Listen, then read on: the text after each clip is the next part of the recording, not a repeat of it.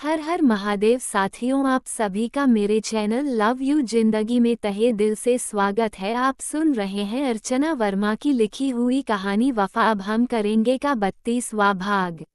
नवीन जी ने अपनी तरफ से ईशानी को दुनिया के उच्च नीच और सही गलत का अर्थ अच्छे से समझाया था। अब देखना था कि ईशानी उनकी सलाह को किस तरह से लेती थी। प्यार के रास्ते में तो वह अपना कदम बढ़ा ही चुकी थी, जहां से पैर पीछे हटाना मुश्किल ही नहीं नामुमकिन था। पर एक सच्चाई और भी थी। दोनों के फैमिली स्टेटस में इतना अंतर था कि जमीन और आसमान का मिलना इतना आसान नहीं था। ईशानी और सोनिया गुड नाइट बोलकर वहां से उठकर खड़ी हो गई, पर अपने कमरे तक जाते हुए ईशानी बस सिर्फ यही सोच रही थी, क्या वह जो कर रही है वह सही कर रही है, या फिर बेंगलुरु में जो उसने किया है वह सही था। चाचा चाची उस पर इतना भरोसा करते हैं, पर उनके इस भरोसे का उसने क्या सिला दिया। जब उन्हें ईशानी और रणविजय के रिश्ते की सच्चाई मालूम पड़ेगी तब क्या होगा। ईशानी ने कभी ऐसा नहीं सोचा था कि वह प्यार की डगा पर इतना आगे निकल जाएगी कि वापस लौटना भी मुश्किल होगा।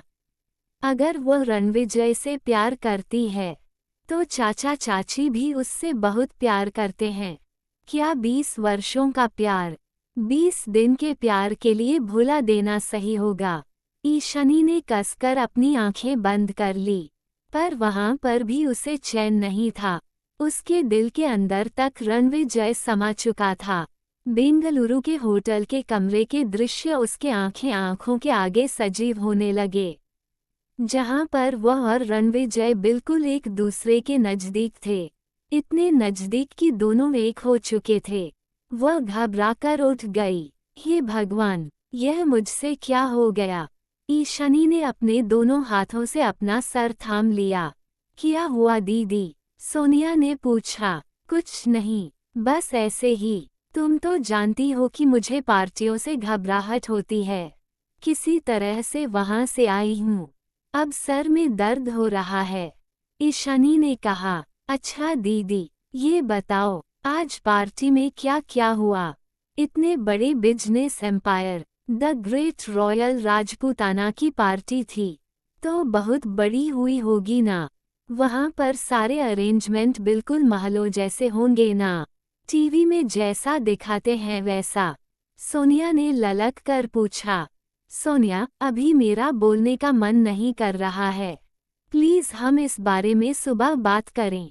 अगली बार तुम भी मेरे साथ चलना और इस पार्टी के फोटो मेरे फोन में हैं। मैं तुम्हें सेंड कर दूंगी। अभी तुम सो जाओ, ईशानी ने सोनिया के सर पर हाथ फेरते हुए कहा। ठीक है दीदी, मैं सो जाऊंगी, पर तुम दूध याद से पी लेना। सोनिया ने करवट बदलते हुए ईशानी से याद से दूध पी लेने के लिए कहा, पर ईशानी का मन दूध की तरफ देखने का भी नहीं हो रहा था। हर चीज से उसका मन उचट चुका था।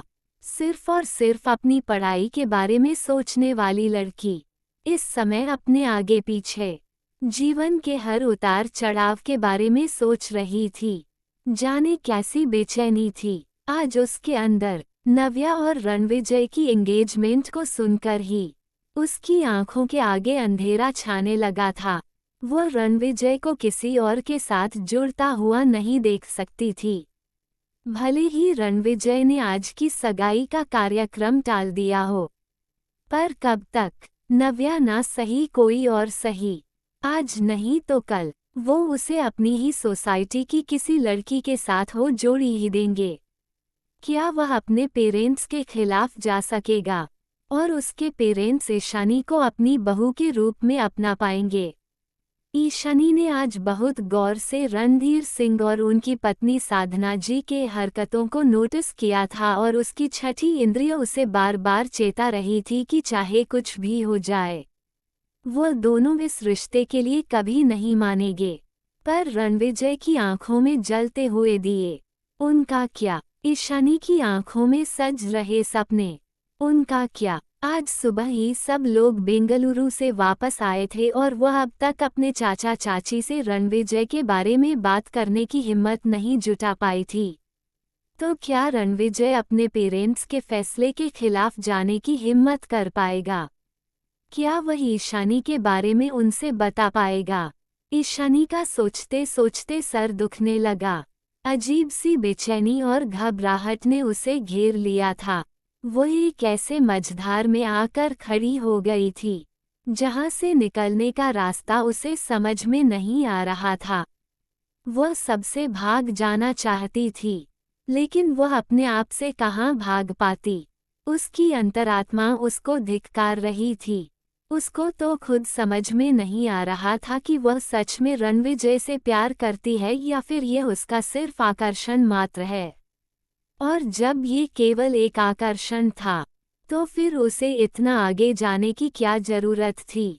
ईशानी ने अपनी आत्मा से पूछा, क्या वह रणविजय के बिना रह सकती है? तो उसका दम घुटने लगा। यानी कि वह सच में रणविजय से प्यार करने लगी है। पर रणविजय, कहीं वह मौसम की तरह बदल गया तब क्या होगा? या फिर उसने अपने परिवार के दबाव में कोई फैसला ले लिया तो क्या होगा? सवाल चारों तरफ से खड़े थे, पर जवाब उसके पास कहीं नहीं था। इन सारे सवालों के जवाब सिर्फ और सिर्फ रणविजय ही उसे दे सकता था। पूरी रात बिस्तर पर करवटें बदलते ही बीती। वो कुछ भी फैसला नहीं ले पा रही थी। उसे क्या करना चाहिए? चाचा चाची से रणविजय के बारे में बता देना चाहिए या फिर रणविजय से अपना रास्ता अलग कर लेना चाहिए?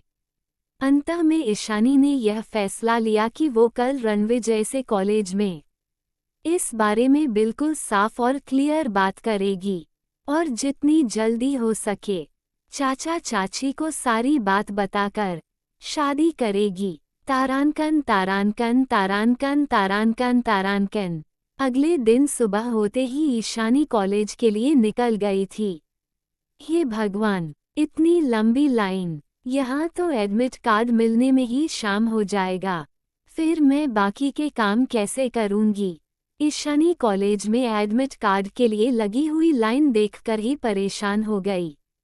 एक तो यह चिलचिलाती हुई धूप, कहीं भी छाया का नामो निशान नहीं, ऊपर से एडमिट कार्ड मिलने की इकलौती खिड़की, और तो और आज एडमिट कार्ड लेने का अंतिम दिन था। लग रहा था कि कॉलेज के सारे स्टूडेंट एग्जाम की तैयारियों में इतने बिजी थे कि आज अंतिम दिन ही उन्हें एडमिट कार्ड लेने आने की याद पड़ी थी। कल से परीक्षाएं शुरू होने वाली थी। अभी तो उसे लाइब्रेरी से बुक भी इशू करवानी थी, पर लाइन को देखकर तो ऐसा लग रहा था कि यहीं पर 2 बजे बज जाना है और लाइब्रेरी का टाइम भी निकल जाएगा। फिर बुक कैसे मिलेगी? अभी तो उसे रणविजय को खोजकर उससे बात भी करनी है। सुबह से अब तक उसकी रणविजय से बात भी नहीं हो पाई थी। फोन किया था तो इंगेज बता रहा था, पता नहीं कहाँ बिजी हैं।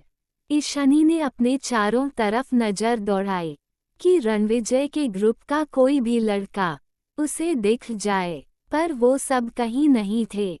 आते भी क्यों? ट्रस्टी के बेटे थे।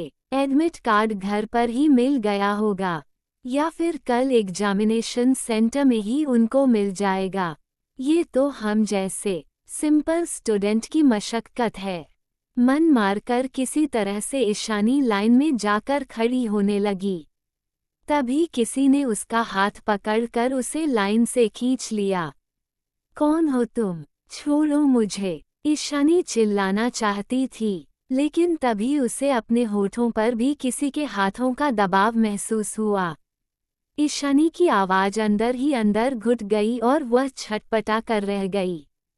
आखिर किसने की सरेआम ईशानी को किडनैप करने की कोशिश और रणधीर जी क्यों नहीं मान रहे हैं रणविजय और ईशानी की शादी के लिए जानने के लिए बने रहे अगले भाग तक। तब तक के लिए वीडियो को लाइक और चैनल को सब्सक्राइब करना मत भूलिएगा। कहानी पसंद आती है तो इसे अपने दोस्तों के साथ फेसबुक व्हाट्सएप पर शेयर कीजिए ताकि अधिक से अधिक लोग चैनल से जुड़ सके। खुश रहिए, स्वस्थ रहिए, मस्त रहिए और यही यूट्यूब पर मिलते रहिए। जल्दी मिलते हैं अगले भाग के साथ। हर हर महादेव।